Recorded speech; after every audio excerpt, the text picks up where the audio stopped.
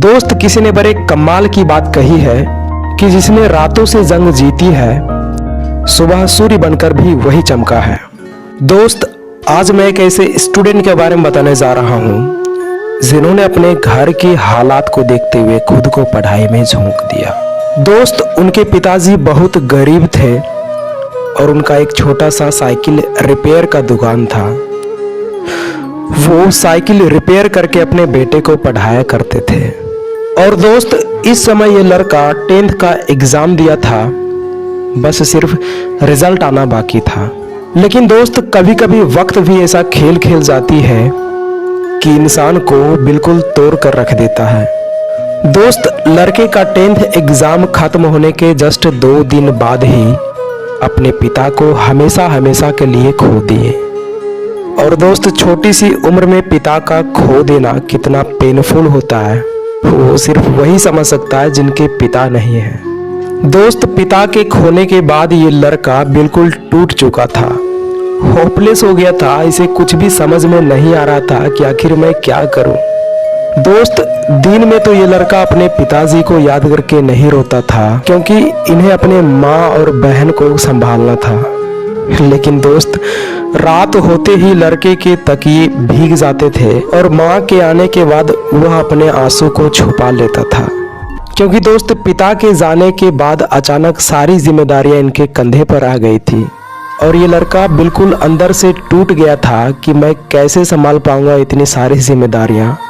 वो मन ही मन में कहने लगा था कि पापा आप क्यों हमें छोड़कर चले गए, अब कैसे संभाल पाऊंगा मैं खुद को, बताइए ना पापा। इतनी छोटी सी उम्र में इतना बड़ा जिम्मेदारी कैसे संभालूंगा। दोस्त, फिर ये लड़का अपने घर का हालात को देखते हुए अपने पिताजी की साइकिल रिपेयरिंग की दुकान को संभालने का सोच लिया और बिल्कुल पढ़ाई ना करने की इसने ठान ली क्योंकि दोस्त, अब इनके पास कोई ऑप्शन नहीं दिख रहा था।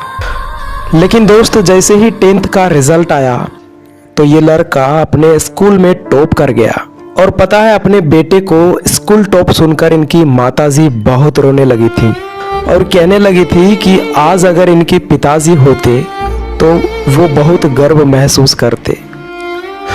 उनको लगता कि जो मैं रात दिन करके साइकिल रिपेयर करके बेटे को पढ़ाया करता था और वो आज हमारे सर को ऊंचा कर दिया। और दोस्त, अपने बच्चे का टैलेंट को देखकर इनकी माताजी एक बहुत बड़ा डिसीजन लेने पर मजबूर हो गई। दोस्त, इनकी माताजी का माइंडसेट यहाँ से बिल्कुल चेंज हो गया था और वो कहने लगी कि बेटा, तुम्हारे पिताजी नहीं रहे तो क्या हुआ, तुम्हारी माँ भी जिंदा है, तू टेंशन मत ले बेटा, तुम अपना पढ़ाई मत छोड़ना, हम सब हैं काम करने के लिए, तुम बस पढ़ाई करो। लेकिन दोस्त, एक बेटा अपने माँ को कैसे काम पर लगा सकता था यार, इट्स नॉट पॉसिबल। फिर ये लड़का अपने घर को चलाने के लिए इन्होंने 10 बजे रात तक ट्यूशन पढ़ाते थे और साथ में इनकी सिस्टर भी बच्चे को पढ़ाया करती थी। लेकिन दोस्त, 11th में एडमिशन कराने के पैसे नहीं थे इनके पास। बेचारी इनकी माँ मायूस होकर बैठी हुई थी और ये सोच रही थी कि फी का इंतज़ाम कहाँ से करूं, कुछ समझ में नहीं आ रहा है। दोस्त, इतने में ही उनके साइकिल शॉप के पास से डॉक्टर साहब अपने बेटे को एडमिशन कराने के लिए जा रहे थे जो इनके पिताजी को ट्रीटमेंट किया करते थे। तो दोस्त, स्कूल टॉपर को देखकर वहाँ रुके और पूछने लगे कि क्या हाल समाचार है, बताओ बेटा, और आगे की क्या प्लानिंग है तुम्हारे पढ़ाई की। तो दोस्त, उस लड़के ने वहाँ साफ साफ कह दिया कि डॉक्टर साहब, अब हम नहीं पढ़ पाएंगे क्योंकि मेरे पास एडमिशन कराने के लिए पैसे नहीं हैं। तो दोस्त, उस डॉक्टर को मैं सैल्यूट करना चाहूँगा जिन्होंने उस विकट परिस्थिति में उस लड़के को 10,000 रुपये एडमिशन के लिए दे दिए। तब जाकर उस लड़के का 11th और 12th में एडमिशन हुआ और वो अपने पढ़ाई को कंप्लीट कर पाए। फिर ये लड़का धीरे धीरे करके इन्होंने अपनी ग्रेजुएशन को कंप्लीट कर ली। दोस्त, इन्होंने अपनी ग्रेजुएशन को कंप्लीट करने में भी बहुत सारी कठिनाइयों का सामना किया। इनके फीस वगैरह जो है इनके दोस्त भर दिया करते थे और इनके शिक्षक का भी बहुत बड़ा योगदान था इनके फी को भरने में। दोस्त, इनके पिताजी के जाने के बाद इनकी पढ़ाई में इनकी माँ, बहन, शिक्षक और अपने दोस्तों का बहुत ज़्यादा सहयोग और प्यार मिला था। और दोस्त, ये लड़का इस प्यार और सहयोग का बहुत बड़ा रिजल्ट देना चाहता था, ताकि सभी को गर्व फील हो कि मैंने जिसके पढ़ाई में खर्च किया आज वो मेरी वजह से सफल हो गया। और दोस्त, फिर ये लड़का यूपीएससी करने का सोच लिया